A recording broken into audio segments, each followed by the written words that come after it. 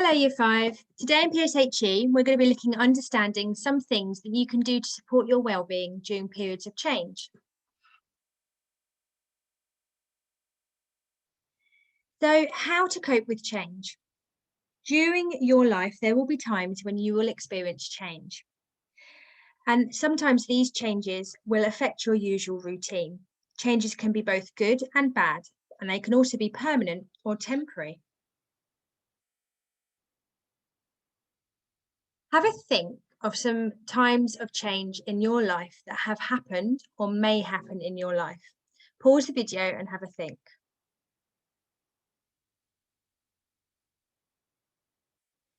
So you might have thought of moving to a new class, our bubble closing like it has now, school holidays causes a change in routine, moving house, a sibling being born, death of a loved one, or changes to your family structure. So when things change, how might this feel?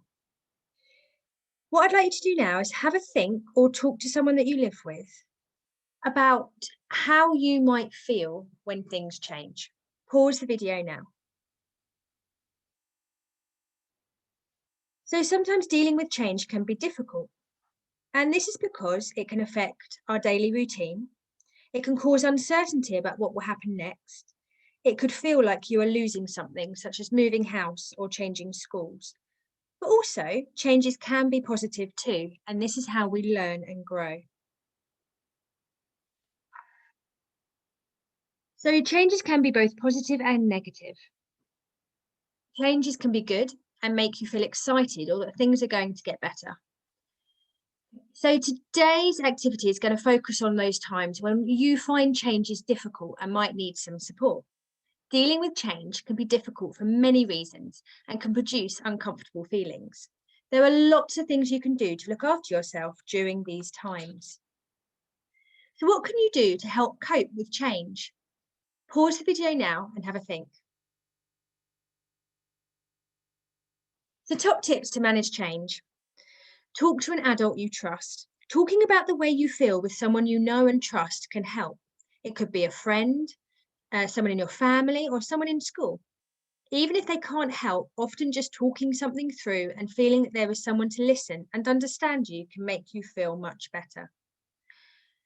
Focusing on a simple task can help you to refocus your attention. And choosing something that makes you happy, such as playing football, watching your favourite film, or reading. Wellbeing bingo. And throughout this week, we'd like you to see if you can achieve all of these, or if not, as many as you can. So helping someone, research tells us that doing nice things for others is good for our well-being. It can improve how we feel and give us something different to focus on. Doing some exercise. We all know that being physically active is really good for our bodies, but did you know that our physical health and mental health are closely linked? This means that physical activity can be very beneficial for our mental health and well-being too. Reading a book. This can help take our mind off things. Getting a good night's sleep. Not getting a good night's sleep can make us feel tired and mean that we find it more difficult to cope with daily life. This can have a negative impact on our mental health and well-being if it goes on for a long period of time. Treating yourself. This can be something simple as playing football, playing a computer game, painting your nails, or doing an activity that we all really enjoy. Managing the time spent online. It's important for our mental health and well-being to find a balance between our online and offline life. If we're feeling disconnected from those around us or finding being online overwhelming while we're going through a time of change, then it might be time to take a break and switch off for a while. Spending time with friends. This can help us to feel happy and valued.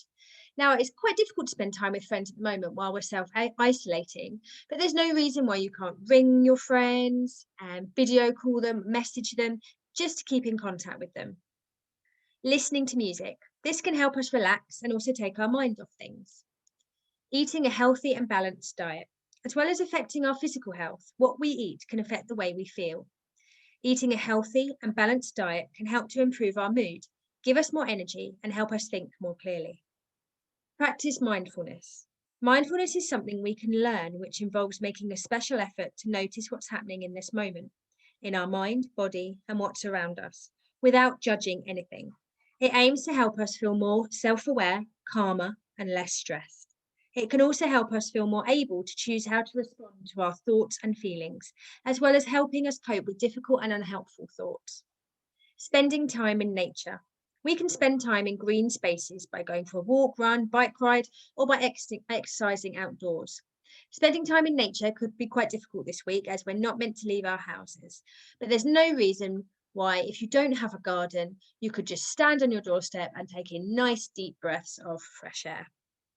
And watching a film or TV show. This can be a helpful distraction when things are changing around us. So what if you feel like you need some help now? So although there's things that you can do to support your own well-being, sometimes you will need some more support. And if you want to talk to someone about your mental health today, then don't forget about the numbers that we've already told you throughout the year, such as Childline. And don't forget, you can always talk to someone at home.